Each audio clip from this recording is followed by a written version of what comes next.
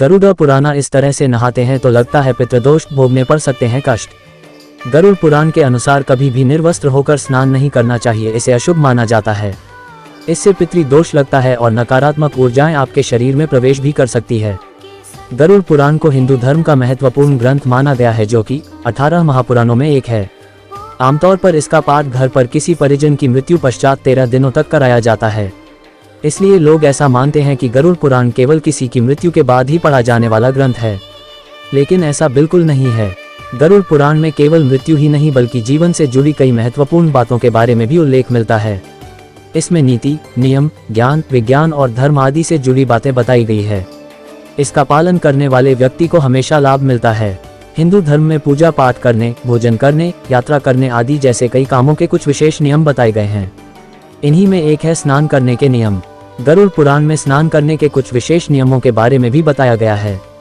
गरुड़ पुराण में बताया गया है कि व्यक्ति को कभी भी निर्वस्त्र होकर स्नान नहीं करना चाहिए। ऐसे स्नान को धार्मिक दृष्टि से अशुभ माना जाता है। बिना कपड़ों के स्नान करने से जल के देवता का अपमान होता है और साथ ही इससे शारीरिक व आर्थिक समस्याएं भी होती हैं। निर्वस्त्र स्नान से लगता है पितृदोष। कहा जाता है कि निर्वस्त्र होकर स्नान करने से पितृदोष लगता है। इसके पीछे ऐसी मान्यता है कि निर्वस्त्र स्नान करने से मृत पूर्वजों को तृप्ति नहीं मिलती है और जो लोग बिना कपड़ों के स्नान करते हैं उनके पितृ नाराज हो जाते हैं।